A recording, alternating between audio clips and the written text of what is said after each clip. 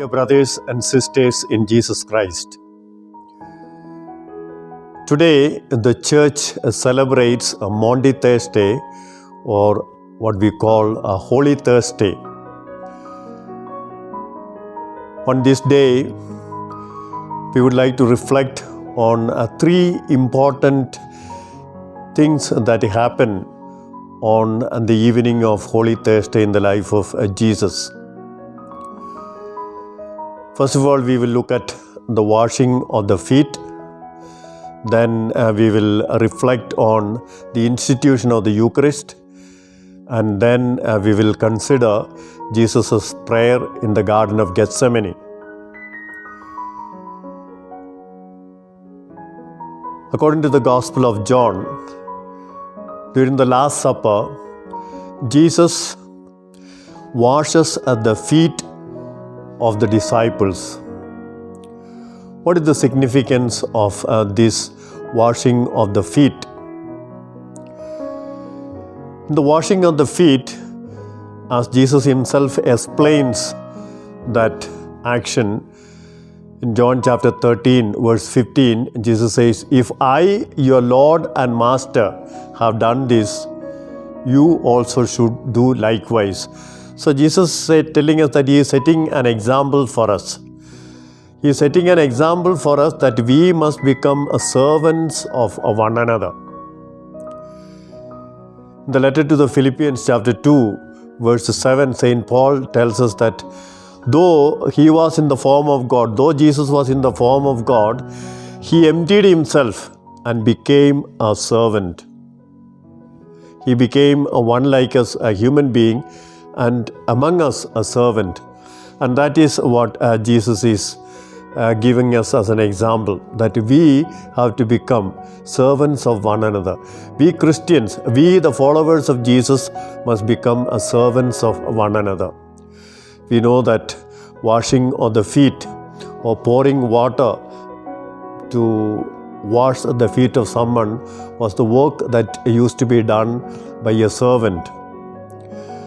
And so Jesus is taking the place of a servant and pouring water on the feet of the disciples and washing that feet. But Bible scholars like Raymond Brown tell us that there is another dimension to this washing of the feet. Ordinarily, the washing of the feet used to be done by servants.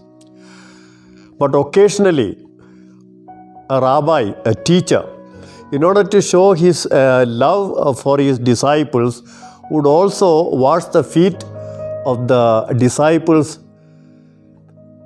And so, washing of the feet is not only a sign of being of service to another, being a servant to another, but a washing of the feet is also a sign of great love that a person has got for the other. So, in the washing of the feet, I think Jesus brings both these aspects together. That we should be servants to one another, but we should serve with love. That is why towards the end of this chapter 13, where we have the washing of the feet in the Gospel of John, in verse 34, Jesus tells us like this. Chapter 13, verse 34.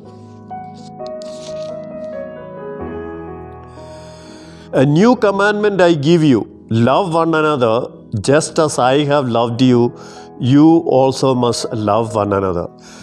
So this service should be done with great love. That is the significance of the washing of the feet. That we Christians, we have to be servants to one another. We have to be servants of others. And we should do this service with a heart that is really filled with love. Next, let's take a look at the institution of the Eucharist. We will follow basically the Gospel of Matthew. In the Gospel of Matthew chapter 26, verse 17 onwards, we are told that Jesus is doing this institution of the Eucharist in the context of the Passover meal. All of us know that the Passover was a celebration that the Jews had in order to commemorate their deliverance from Egypt. In the book of Exodus chapter 12, verse 1 to 14 or verse 1 to 10, we have basically the description of the Passover meal, or how the Passover meal is to be eaten. So Jesus is eating the Passover meal together with his disciples. And in the context of this Passover meal, Jesus institutes the Holy Eucharist. What is the significance of this? The significance of this is that through this institution of the Holy Eucharist, Jesus is inaugurating a new Passover, or Jesus is inaugurating a new Exodus. At the Passover meal, we know that for the Passover they had to kill a lamb, and the lamb had to be roasted, and the lamb had to be, the meat of that lamb had to be eaten. Then only the Passover would really be complete. And so at the Passover meal, Jesus takes the bread and says, "This is my body." He takes the cup and says, "This is my blood poured out for you." So just as the Passover lamb is killed and the blood is poured as a sign of sacrifice, Jesus is saying that he is the real Passover lamb.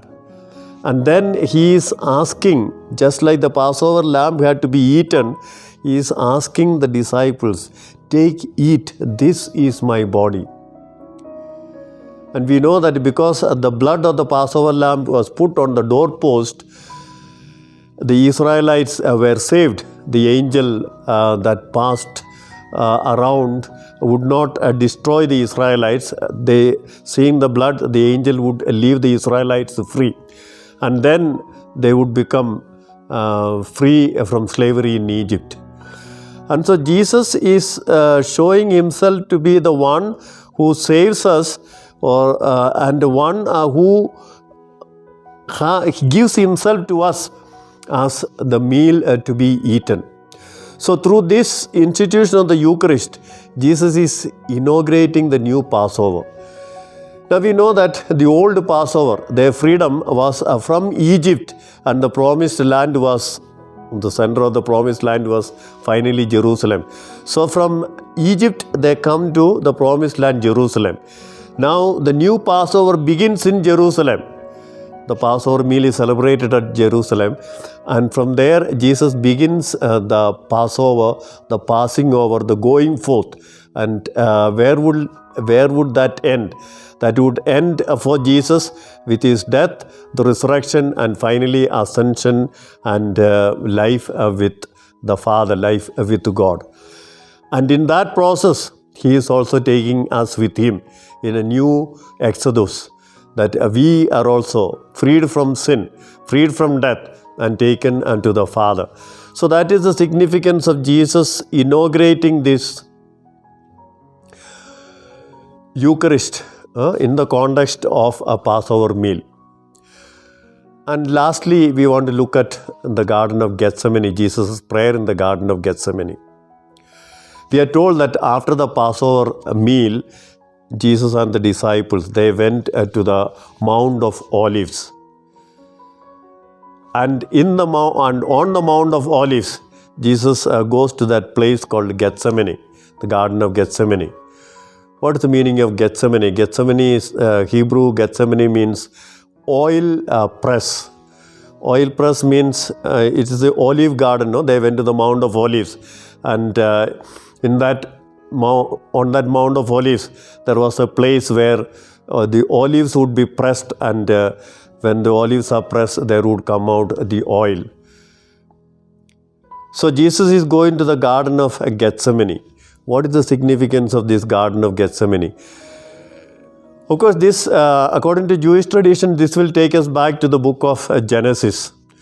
In the book of Genesis chapter 2, verse 9, we are told that God made all kinds of trees to come up in the Garden of Eden, and then there was the also the tree of life in the middle of the garden, and the tree of the knowledge of good and evil. So in the middle of the garden there was the tree of life, and there was the tree of the knowledge of good and evil. And God told them not to eat from the tree of the knowledge of good and evil. So the original sin, as it is described in the book of Genesis, is that they disobeyed God and they ate from the tree of the knowledge of good and evil. Now, according to Jewish tradition, this is not there in the Bible, but it is there in the Jewish tradition, the tree of the knowledge of good and evil, they considered, according to Jewish tradition, was a fig tree. And the tree of life that was in the middle of the garden was an olive tree. So now we understand the significance of the Mount of Olives, a mount that is filled with olives, and in the center of that, or in one part of that, there is this Gethsemane, the oil press, where the olives would be pressed, and from the olives would come the oil, and that oil had medicinal or healing properties. So humanity's fall began in a garden, in the center of which was, let us say, an olive tree. And now the redemption of humanity also begins in a garden. It is very appropriate that it should begin in a garden. And in a garden where there is this olive and the olive press from where the olive oil would come, that would give life or healing. So Jesus is praying in the Garden of Gethsemane, signifying that the redemption begins in that garden. And in the Garden of Gethsemane, Jesus, so to say, reverses what happened in the Garden of Eden. In the Garden of Eden, Adam and Eve disobeyed. They were told not to eat of the tree of good and evil. They disobeyed, and therefore humanity comes under sin. In the Garden of Gethsemane, where there in the middle there is this the olive trees, in that Garden of Gethsemane, Jesus obeys. Father, if it is possible, let this chalice pass from me, but not my will, but yours be done. So what was done in the Garden of Eden is beginning to be undone in the Garden of Gethsemane. And that is the inauguration or the beginning of our salvation, the beginning of, let us say, another creation, new creation, where God will transform each one of us and help us to overcome sin and really find life.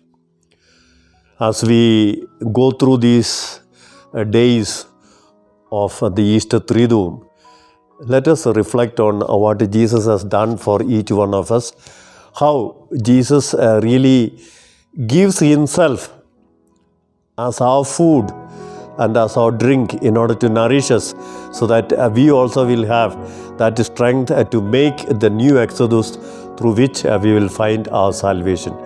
May God bless you.